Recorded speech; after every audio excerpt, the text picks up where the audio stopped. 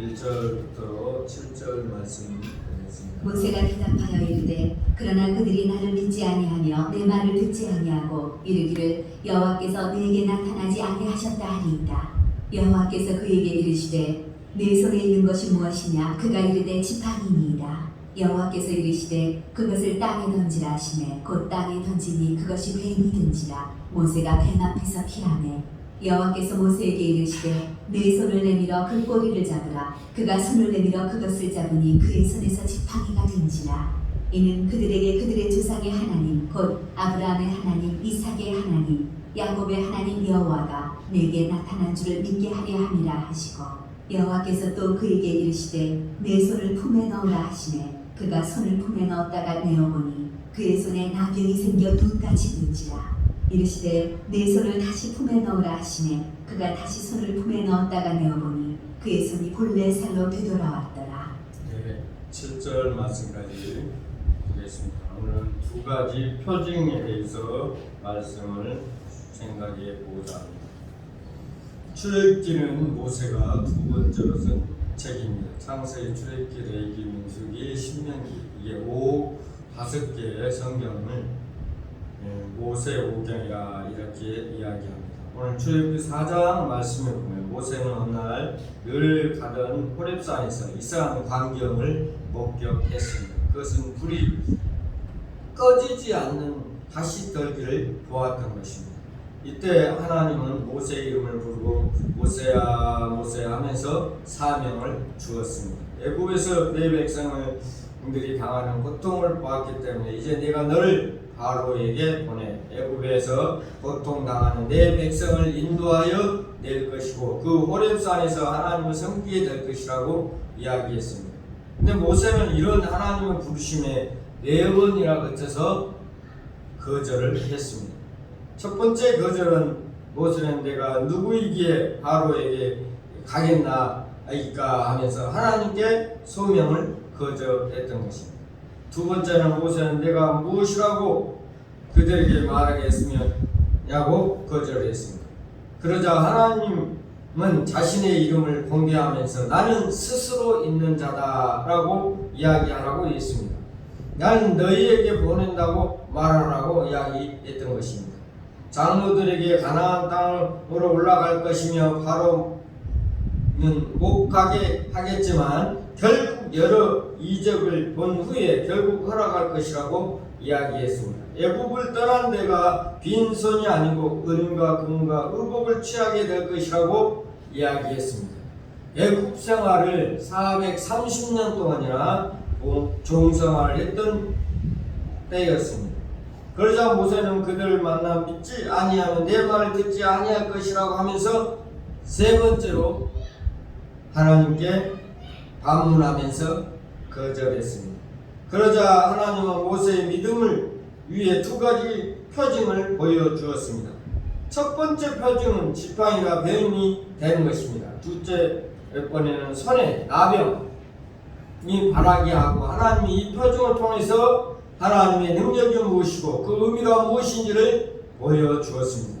그럼에도 불구하고 모세는 나는 본래 말을 잘하지 못하니 주여 보낼 만한 자를 보내라고 소명을 또 거절했던 것입니다.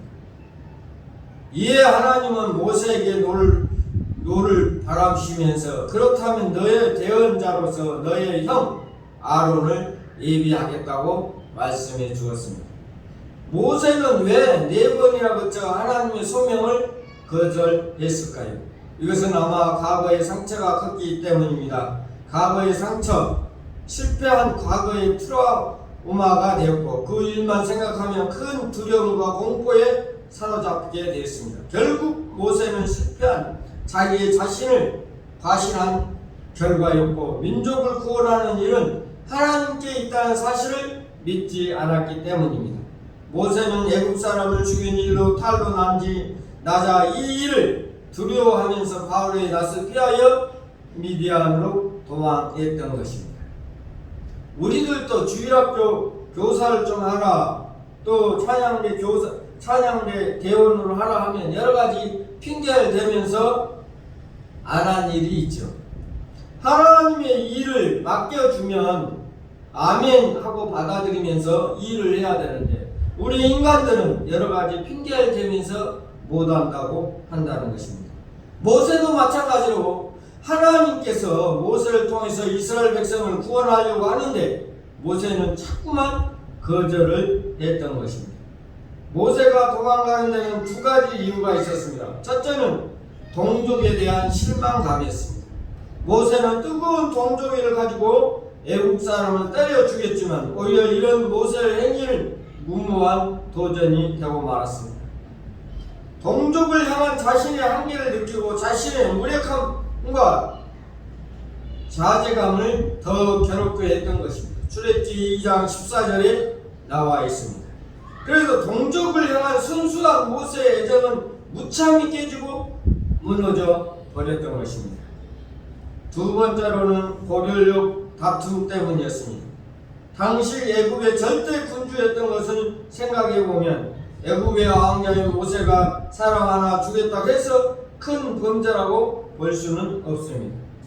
모세가 바로의 낯을 피하여 도망갈 이유가 없었던 것입니다. 당시 애굽의 권력 다툼이 있었기 때문에 이 사건으로 모세는 정적인 투두모스 3세는 모세를 살인 사건은 애굽인에 대한 히브리인의 반역 사건은 모라가 애굽인의 민족 감정을 구축해서 모세를 민족을 반역자로 삼으려고 했기 때문입니다. 어쩔 수 없이 모세는 자신의 동족을 보호하기 위해서 애굽을 떠날 것이라 이렇게 생각할 수가 있습니다. 이런 과거의 상처를 가지고 살던 모세에게 갑작스럽게 하나님이 부르심에 모세는 충분히 당황했던 것입니다. 그래서 모세는 자기의 인간적인 한계를 들어 변명하고 거절하고 나약함을 보이게 되었던 것입니다. 변명과 거절이라기보다는 모세가 처한 자기 고백이라 이야기할 수가 있습니다. 그래서 하나님은 모세를 설득하고 하나님의 능력을 믿지 못하는 모세에게 두 가지 표정을 주어서 하나님의 능력을 보아주고 확신을 주고자 했던 것입니다. 첫 번째로 여러분 다 알다시피 지팡이가 뱀이 되게 하는 표정을 보여주었습니다.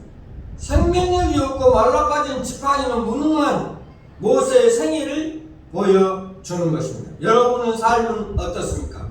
지팡이와 같은 삶이 아닙니까? 그런데 하나님의 손에 들려주면 놀라운 역사가 일어난다는 사실을 우리가 믿고 깨달으시기 바랍니다. 그러나 하나님의 손에 함께 하실 때 하나님의 능력이 임할 때 하나님은 새로운 생명의 역사가 일어난다고 했습니다. 민족을 구원하는 사람이 될 수 있다는 것입니다. 뱀은 당시 애국의 상징이었습니다. 뱀은 당시 바로가 자신의 권력을 보여주기 위하여 선택한 상징적인 동물이었던 것입니다. 바로의 왕관을 보면 뱀 형상이 상징물로 달려 있습니다. 지팡이가 뱀이 되게 하고 뱀이 다시 지팡이가 되게 하는 것은 하나님이 온 세상의 주관자임을 보여주는 것입니다. 바로의 권세도 하나님의 주권 안에서 나왔고 바로의 권세를 무너뜨릴 수 있는 분도 하나님이라는 사실을 가르쳐 주었습니다. 모세는 이런 뱀을 피합니다. 모세는 40년 전에 바로의 낯을 피하여 미디안으로 도망쳤던 것입니다. 히브리어는 같은 단어가 아니지만 그 의미가 바로 동일합니다. 여전히 과거처럼 뱀을 피하고 있습니다. 이런 모세에게 하나님의 말씀이 임하였습니다. 뱀의 꼬리를 잡으라 말하였습니다. 믿음을 요구하고 있는 것입니다.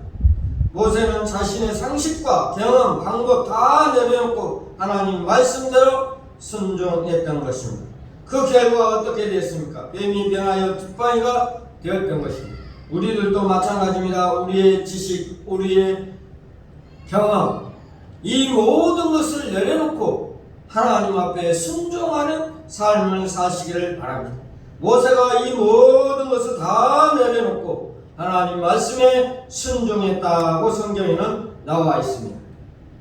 두 번째 표징은 손에 나병이 들게 하고 그 손이 다시 가슴 안에 넣으라고 말씀하였습니다. 모세는 그대로 순종합니다. 나병은 그 집안의 명성과 혐오성으로 인해 사람들은 무서운 질병 중에 하나였습니다.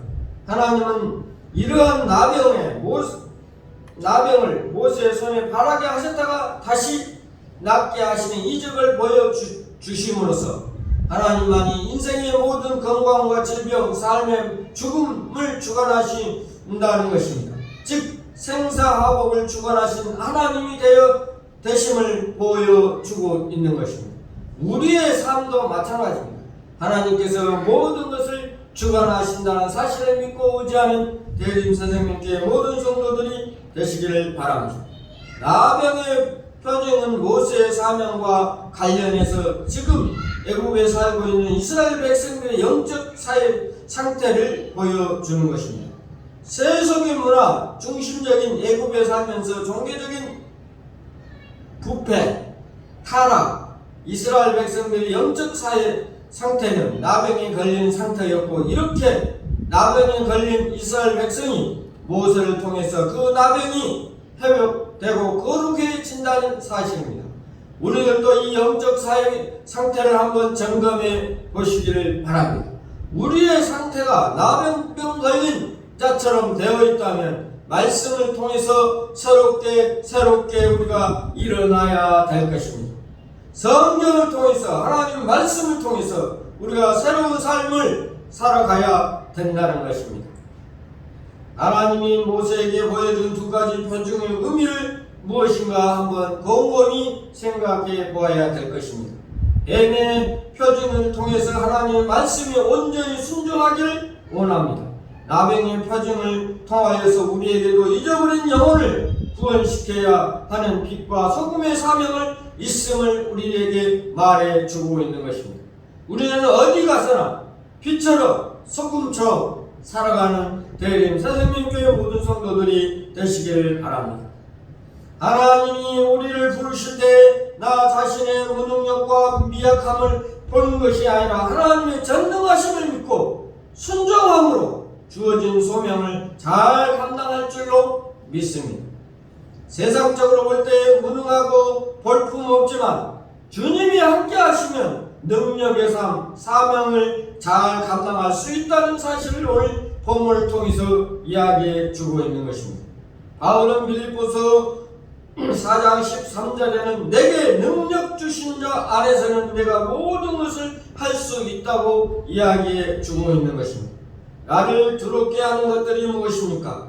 극복하시는 우리 대림 선생님께 모든 성도들이 되시기를 바랍니다. 여러분 마음속에 두렵고 떨리는 마음이 있습니까? 주님의 말씀에 순종하고 그 주님의 말씀에 온전히 복종하는 대림 선생님께 모든 성도들이 되시기를 바랍니다.